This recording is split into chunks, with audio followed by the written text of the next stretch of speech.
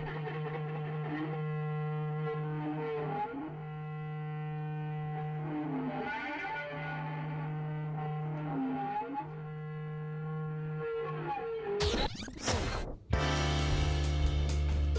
hey.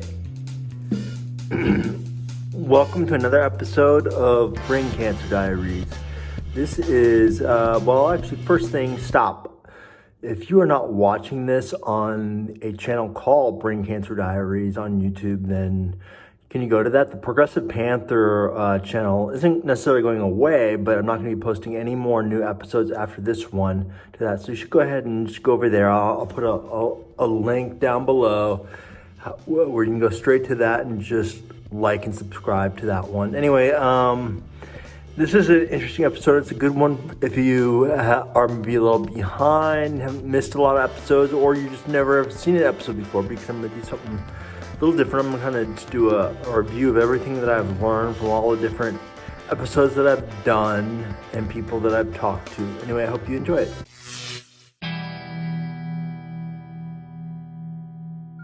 Hey guys, my name is Rudy. I'm a brain cancer endurer, survivor, whatever you want to say. Anyway, and this is Brain Cancer Diaries. And this is about my journey to recovery, finding deeper meaning in life, and so forth and so on. I talked to some people about their experience, and I've learned a lot along the way. I hope you learned some things too. Some of it's serious, some of it's fun. But anyway, hopefully it's always interesting.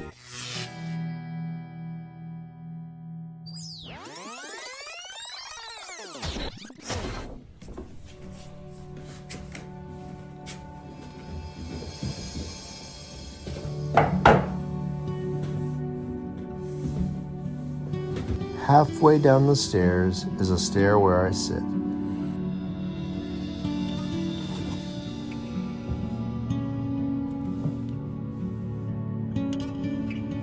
There isn't any other stair quite like it.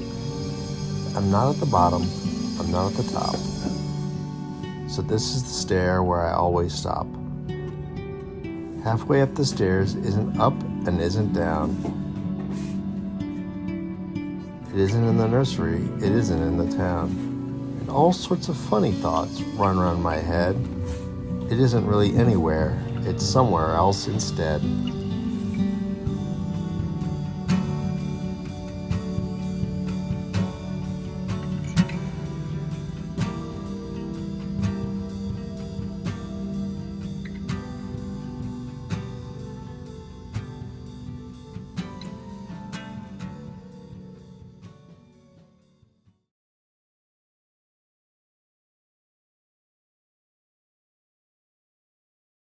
Hey guys, so believe it or not, when you get diagnosed with brain cancer, things get a little strange. So welcome to Brain Cancer Diaries. Okay, so welcome to the first episode of Brain Cancer Diaries. A little disclaimer before we get going is I don't really know what I'm doing. I'm just kind of making this up as I go along. I had some ideas to make this a really arty series of videos and things like that, but I just kind of got impatient and just started doing some stuff on my own here, putting it together. Anyway, most of you know me know I'm kind of a go guy, so yeah, you can tell from sort of the rawness of the production value that things have changed quite a bit. Kind of explore some of the more philosophical questions that have popped up, like things like, what is love? What is life about? What is it like being a father of 2 young children facing down his own mortality? Really light stuff. The American healthcare system. Hey guys, I'm awake. You know, this is how I spend most of my day, just trying to decide if I'm gonna lay down, sit up, go out in the day. So anyway, I'm gonna get up right now. Welcome to episode 2 of Brain Cancer Diaries. We got some stuff planned for today.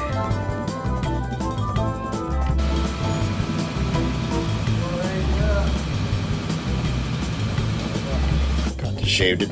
Hey, that felt pretty good. I don't know how it looks, but it felt good just to clean up and be a little human for a bit. Had a lot of problems with hiccups today. I feel like I'm getting closer to get out of here. It'd be so good to just get home. And even if I'm just laying in my own bed and walk around the house a few times a day, switching up rooms, that would be monstrous. Today was a really great day. I walked unassisted. I went upstairs. It got cleared for a lot of stuff. I think tomorrow, I'm going to be able to just get cleared to go in the bathroom without having somebody watch me. That'll be huge. I'm getting a little emotional right now just thinking about first time I might be able to exercise on my own. I know it's not going to be much, but just being able to run a quarter mile or something, it's going to feel so amazing. Crossing the last one. I did it. I'm all downhill. Never mind this guy. Never mind me. I'm just recovering from brain surgery, guy. All right, you guys ready to go to school? Yeah. I love you. We are twins. Yeah, you're wearing matching dresses. It's very cute today. We are twins. Smell it. The night before my second surgery, the doozy one, I had a very vivid dream. This episode, I had bigger hopes for. I kind of really thought this would be the first of my truly arty episodes. Didn't really hit the mark.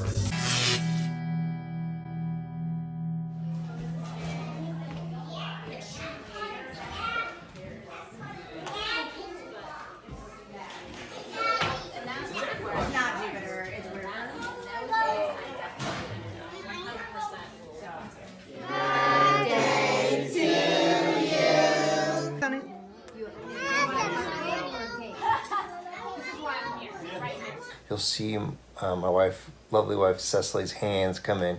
She's wearing latex gloves. The reason why is because the drugs you take are so toxic that they tell you shouldn't actually touch them with your bare skin. Yet that's what I'm taking in every night. So here we go.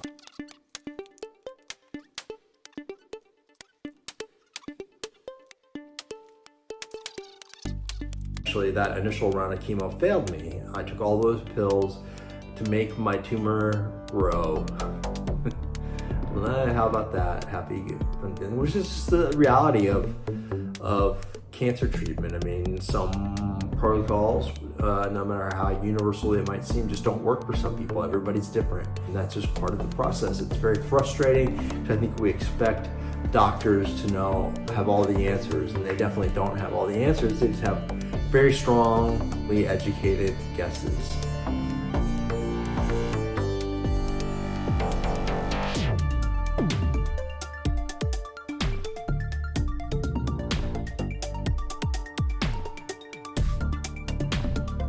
Hey guys, welcome to another episode of Brain Cancer Diaries. This is the gratitude episode. I think one of the things I did, we kind of talked about it, was trying to just be grateful for what you do have and how so many people have much more difficult situations than you do.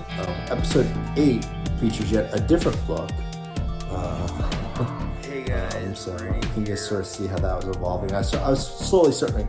I think by the time I had done episode number 8, I had finished radiation and I was just really tired. I hadn't done an episode in a long time, and so I just really wanted to do an episode to kind of get going again and do something. Number 9 was the day in the life episode, which was a day in the life of me. So you can see my funny walk in it. You can see my belly has really started to take off in this one, so to speak.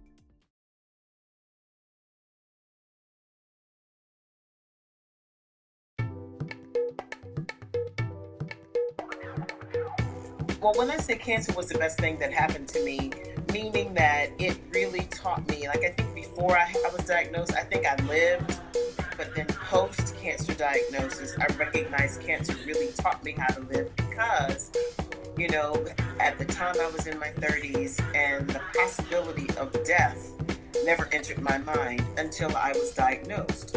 And then when I realized, I'm not going to be a grandmother in my 90s with my children, great-grandchildren, and great-great-grandchildren flocked around me and passing away. It can happen now in my 30s. So that experience taught me whatever you want to do, whatever you want to say, the way you want to live your life is very important. You can't think futuristic. You can't spend time in the past. You have to spend time right in the moment that you're in, because honestly, all we have, Rudy, is the moment today. That's all you have.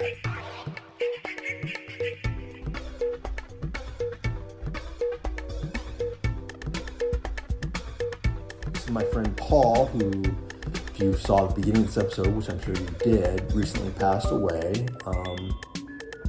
He did not have brain cancer either. He's been a great support to me, not just in having done an episode and what he said in the episode, but just in life. I mean, he's a guy that I've actually texted with almost weekly ever since we did the episode. Unfortunately, in the cancer life, as they call it, people do pass away. He's not the first person I've known to pass away, but it definitely is one of the more painful deaths, simply because he had such a profound effect on me personally. When we draw it down to mindfulness, another way I kind of explain mindfulness is savoring the moment. You know, it's just that pure, get enveloped in what you're doing right now. When you spend time in that state, you find that you don't need to chase a job. You don't need to chase power, money, sex, any of those things. The conditions for your happiness are a lot lower than we think, and they're a lot more available to us, but we need to slow down enough in order to actually witness that. Episode 12 is actually with Byron King, who's the person who actually introduced me to Paul, and he has actually been one of my closer friends through this whole ordeal as well. He lives in Florida. He's a veteran, 15-year brain cancer survivor who's certainly been through the ringer with paralysis, non-paralysis, fatigue, various, all the chemos that you can imagine. He's been through the ringer, and yet he's still here and just endures on. But anyway, Byron's a very interesting guy. Definitely recommend checking out his book, To the Bone. It really touches me. I've obviously read segments of it on this series. I'll probably do more so in the future. For years, I would run. People would ask me, like, why are you running in the bombogenesis? And it's like -10 out. I'm like, I'm running because I don't know how long I have to run. And I would tell people that, and I would hear myself say that, but then I still wasn't prepared for it. You know, when you lose it, it's just like, holy crap. I mean, it was like my best outlet was running, because I could just boom go out the door, you know, and I was like a deer. You know, it's okay, I can walk. So I gotta think about the pluses. I can walk, I can stand up, I can wipe my own butt. I'm alive. This was no big deal, really. It just was some guy who saved my life.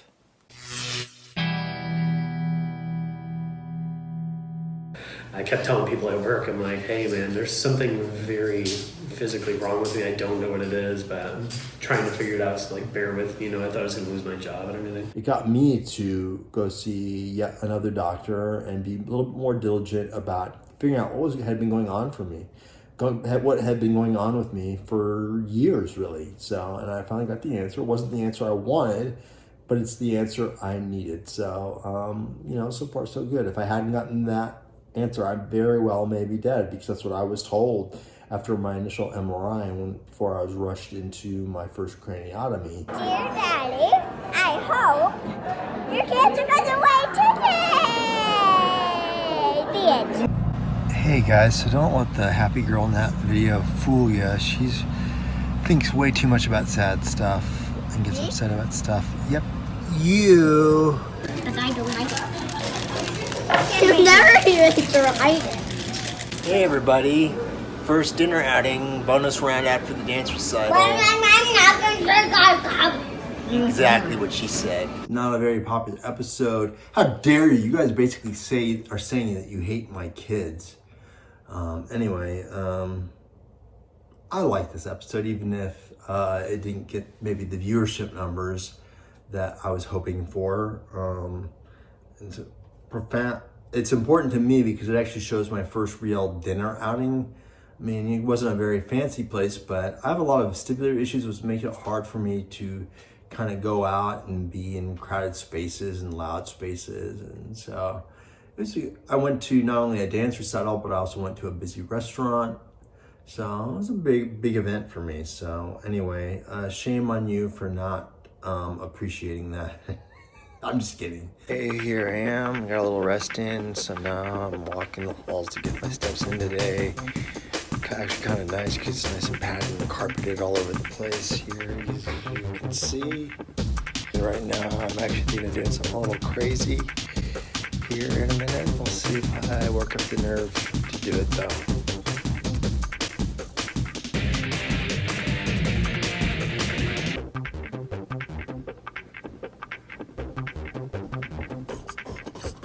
Holy crap, did you guys just see that? I just ran. I don't know if I'm street safe yet, but I just jogged.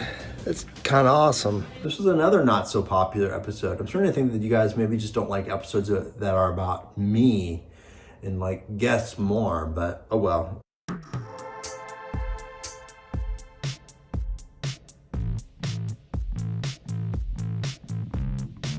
Maybe that's because it features Eric Morales, very handsome young man, an attorney from Miami, Florida, who has astrocytoma, much like me, and is doing fairly well physically. I think it's a good episode because I think it really teaches you to not judge a book by its cover. You can't always tell a cancer patient just by looking at them. I mean, you really can't. It's a very invisible disease in many ways, and he looks pretty good. So.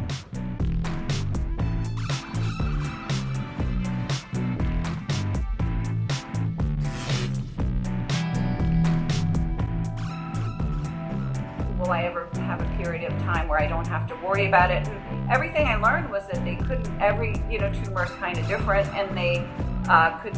It might grow a millimeter a year, it might not grow at all for 5 years and then have a growth spurt. It might just remain dormant forever. Nobody could tell me answers to this, so that just kind of fed my uneasiness about it. In episode number 17, you get to see me get infusion, which is an IV put in because I changed protocols. Point. I didn't actually talk about it in the episode, but I had actually been upgraded in diagnosis by this point. I had been, prior to that, I had been told that I was a grade 2 astrocytoma, diffuse astrocytoma, and then I had recently been told that I had been upgraded to a GBM, a glioblastoma, which is what John McCain died of. Actually, my grandmother died of a GBM. Just because they had realized I had an MRI and so forth, and they realized that my tumor had grown after radiation and chemotherapy, at least initial chemotherapy, and so they changed things up fairly radically in my treatment. I would later find out that my new facility, Duke, which has been great at keeping me alive, after I've been told to. Honestly, I wasn't told directly to expect to be dead, but don't be surprised if I'm not alive in a year. So kind of the same thing, just a different way. I guess it's half empty, half full sort of situation. But anyway, Duke had told me that they didn't want to call it a GBM. They really downplayed the whole grading thing. And it's really more about location and some other factors that are going on. I've since talked to other people who have kind of echoed this, and so I feel like, at least when it comes to brain cancer, the staging, grading, whatever you want to call it, in brain cancer they go by grading, is maybe not the only thing you should be thinking about. And it's a much more complicated set of diseases than many of us care to admit. So. For me, I'd always wanted to do a skydive, and it was one of them things, well, I'll do it one day, and then this happened, and I thought, well, I'm never going to be allowed to do that with a hole in my head. I thought, right, I'm doing it. And then we'd gone on holiday, and I received a phone call, and she said, I said, you've had a few medical issues. She said, you have sought medical advice. I mean, it's like, of course I have. I was like, busted. So I wrote to my neurosurgeon anyway, and he said, yeah, that's absolutely fine. You can go ahead and do that. So he signed all the medical forms for me, which was great. Everyone said, how could you smile the whole, as I'm getting out of the plane, I'm just smiling. And it's like, well, when you get to do something that you thought you would never, ever get the chance to do, you make sure that you enjoy it, and I think you do come to appreciate things a lot more. I appreciate it if you did. Here we are. This is Catherine. Hi. Like I said, one of the few other brain cancer people in Knoxville. Neither one of us actually get our care in Knoxville. I just get my infusion, my chemo infusion here, just for convenience sake. But all my main consultations are actually done in North Carolina. And you are, where do you get your care? I get mine at Mass General in Boston, and that's Harvard's hospital, so it's a big research center. And Rudy, I know that you have so many risks in your life, but you're gonna have to put on your seatbelt. So we got ourselves a green Subaru Outback. This is Catherine. Well, it's a great car for if you have cancer because it's safe. That's right. Most people don't realize this, but most cancer patients have issues with driving. Isn't that right? Yes, and I am very excited. I've been banned from driving twice, but currently I am not banned from driving, so it's just like super exciting to have my independence back and able to be driving for I am banned from driving because I have bad balance and I get easily disoriented.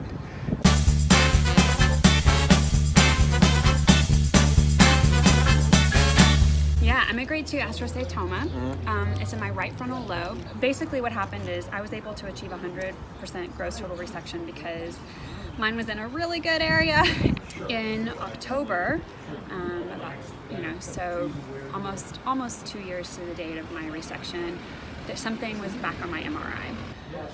But that was still there in January, hadn't gotten any larger, so they still haven't taken any action. Anyone says that they're fully over cancer, especially brain cancer, is lying because you never really get rid of it. Right. And it's a huge psychological battle. I mean, like you thought, hey, they're able to remove it, so I'm good to go. Like, no, it's not just as simple as removing a tumor. It's in your DNA. Right. It can come back at any time.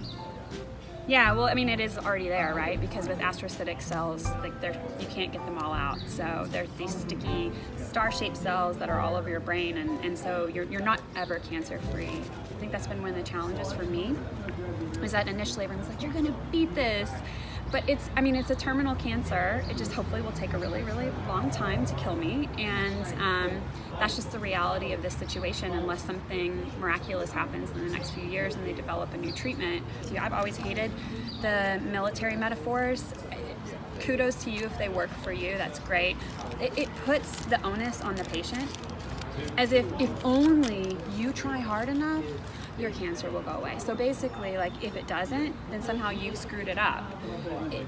That's not an agency that any cancer patient has, right? And so whenever you're battling it, and like, if you just keep the right attitude, somehow it's gonna I just hate that implication. I think it's really wrong-headed to put that kind of responsibility on the person that has no control over cellular random division going on in their brain. You have control over the way you deal with it. You have control over the way that you treat your family during stressful times. You have, some control if you have the education and the money and the wherewithal about where you go to get your treatment, but that's about all you have control over. Episode number 20 is Family Vacation. This is also an episode that was heavily about me and my kids. Not so popular either, so I'm thinking that you guys just don't like us. But this one shows the unpredictable of the new me. We went on a trip to North Carolina. This would be a nice sort of getaway for a week. Just family time to celebrate sort of me being off of chemo and radiation and feeling better, but my body did not cooperate at all. I felt horrible the whole week.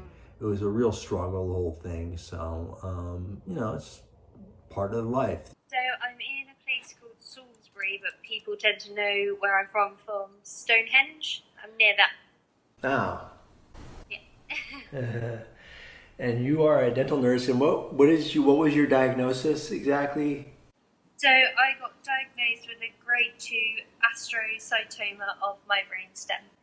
Wow, so very similar to me. A confession, I was actually feeling really horrible doing this interview, so perhaps I didn't give it the justice that it deserved. I'm just out for my walk in my PJs because I just can't even today. I'm really tired, but the moose doesn't mind.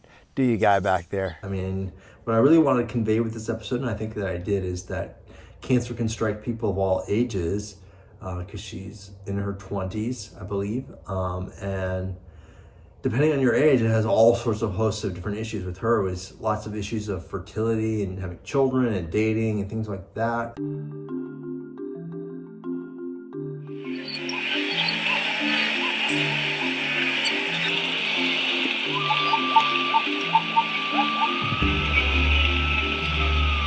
was younger, I was in some ways not very responsible with my money, and that I should have saved all my money and traveled the world, and I raced motorcycles and, went to all kinds of racing and all kinds of traveling. And now I look back at that, seeing that, I did exactly what I should have been doing. You know what I mean? I should have been traveling, I should have been racing. And in fact, I think now maybe I should have raced more, or I should have traveled even more. I feel like I, did a lot of pretty interesting stuff, went a lot of pretty interesting places. And, I have this problem now, but I'm just going to have to suck it up and try and go through it. How many years old am I now? That was almost 3 years ago. Turns out it's a grade 3 anaplastic astrocytoma. So like your junior glioblastoma. I'll give the caveat now, like people watching this, both of us are kind of in salty moods, so we may say things in more negative terms than they really are intended to be. This is another one of my personal favorite episodes, and that's part of it because it was a lot of fun to make. And the other part is because I've actually become very good friends with Marco. She is one of my closer cancer friends.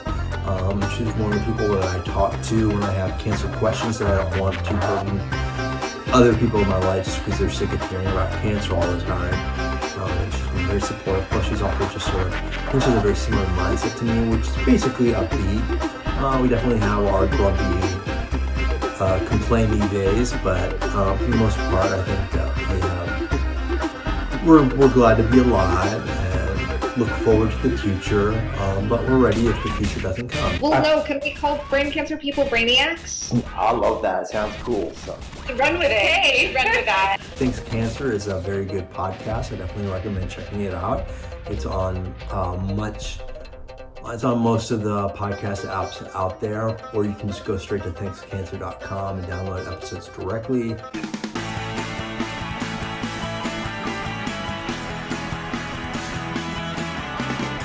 I want to talk to you about your blog. It's kind of a humorous take on what it's like to kind of go through the ins and outs of treatment, especially something like leukemia, where it's like a invisible cancer. You yourself, I wouldn't guess by looking at you that you have this horrible, awful disease. No, I look like a Greek god. I never set out to vlog. Episode 25, Jeff Neurman. He's another close friend. Obviously, I have a podcast. If you guys haven't checked out Guys with Cancer yet, we are also on most podcast apps. He has leukemia, aka blood cancer.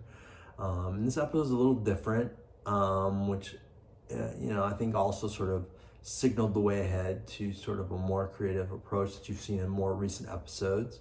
Episode 26, Between Two Fschmnns. One of my personal favorite episodes. Also, not everybody else's favorite. My mother actually has asked me not to do any more episodes like this. Okay, so welcome to the episode of Between Two Fschmnns. I'm your host, Rudy Fischmann. Today my guest is Rudy Fischmann. That's Rudy Fischmann. Yeah, I have a little video log show called Brain Cancer Diaries. It's on YouTube. Maybe you've seen it before. It sounds bright and cheery.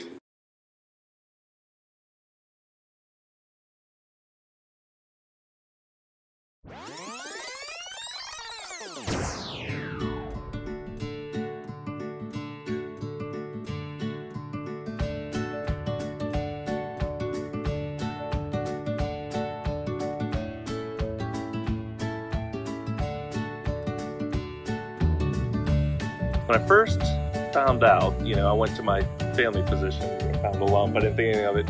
He goes, I think it's probably nothing, but then I want you to go to the urologist. So then I went to the urologist, and he said, yep, that's it. You're getting surgery tomorrow. So it's the surgery that's kind of like, what are you going to do? So it sort of shows you how all-encompassing cancer is in my life and to my kids. It not only surrounds them at home, it surrounds them at school. And I think that we all, fortunately for them, we all have sort of various positive outlooks on the situation. And I think we don't sugarcoat anything that doesn't need to be sugar-coated, but we're also not all doom and gloom either. So first of all, I have a little bit of an accent. I don't hear it. Some people say I do have it. He actually doesn't have cancer at all. He has sort of a mysterious illness that's been sort of a combination of things, vestibular issues like I do. But what I really like about Johan is his diligence in trying to get answers and to treat his condition, and always keeping a foot forward instead of a foot back. He's very much in control of his own destiny, and I admire that a lot.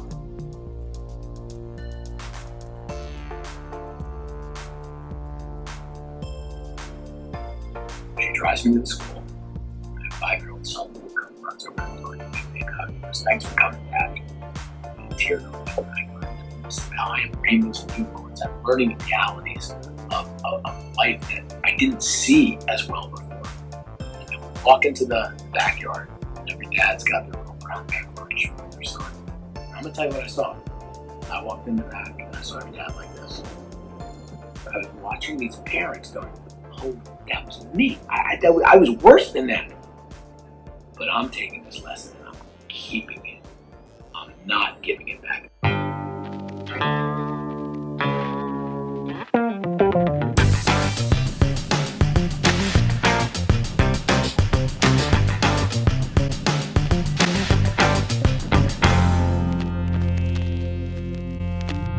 So dating and having cancer, what's that like?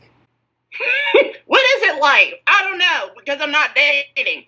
I don't have energy for it, first of all. Like, I've got zero sex drive now that this dang on menopause.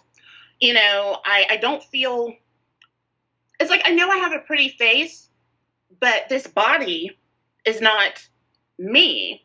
All the weight gain, and then I look like a railroad track. You know, I just had my 8th breast cancer related surgery in June of this year, and like, I don't want to be touched. You know, the fibromyalgia, it's painful. I don't want anyone to touch me. So how can I have a date and be, you know, charming and, you know, and sweet and stuff when I have such heaviness on me? She's actually a very good friend also that I've come to know through social media, and very good support. She's always checking in on me to see how I'm doing, and I really appreciate that. She's a very positive, upbeat person, so it kind of shows you that even when you're handling a big ball of crap, you can still sort of find the bright side of life. All right, I'll stop. All right, anyway. Okay, so those of you wondering when this is going to end, I'm on the last page. We're closing in on the last few episodes.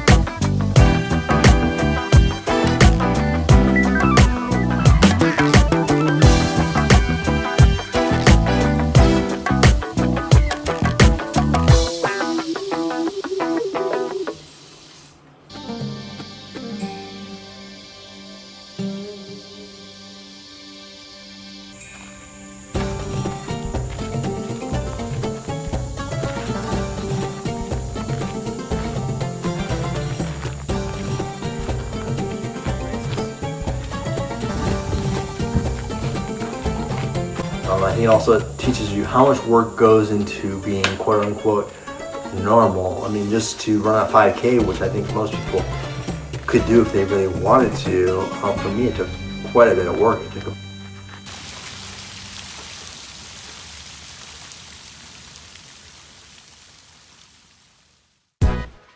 Let's do it.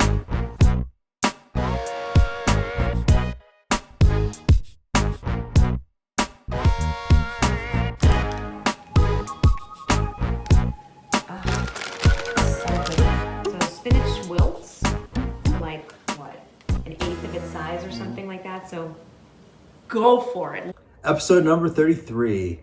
I got a big reaction to this outside of the cancer community, but also from the cancer community. I think I really touched a nerve. This is the first episode that actually really is only just beginning to touch where I imagine this series being when I was laying in a hospital bed in a hospital in Atlanta, almost 2 years ago now, imagining a YouTube series that I could do about the cancer journey and experience. I mean, I imagine all the episodes to be like this one or even more involved, but I'm just now getting to the point where I think my personality's come back and my energy level hasn't come back, but it's good enough that I can start to do sort of more creative things. It's just, you know, you think you're starting to do all right, get more active and all that, and then something always reminds you that, like, no, you're not the same person you used to be. It's very maddening. I'm not mad at cancer, I'm mad at the old me for not appreciating everything that I was able to do back then. I didn't live life the way. Why did it take cancer to make me the person I am today? I mean, I'm grateful for that person, but at the same time too, it's like, why did it take something so awful to change how I look at the world and appreciate certain things? And why do I keep kicking that person in the face, the new me, the new Matt, in the face with sand and dirt by thinking negatively? It's really hard. It's just a constant struggle, and I'm sure anybody with chronic illnesses or any type of cancer can identify with what I'm saying. It's one of the toughest parts of having an illness like this. Episode 34, the last one I'll be talking about. I'm not really going to include any clips from this one because it was just the last episode. Good friend Megan Clare is in this episode, as is Sara Crosland, who are two of the brighter lights in my life in terms of daily motivation. I think one that we touch upon the cancer mask more deeply, and just sort of that's the mask that all of us cancer patients, or really anyone with a severe chronic illness, deals with on a day-to-day basis. I mean, it goes back to, I think in the Mr. Dan episode I talked about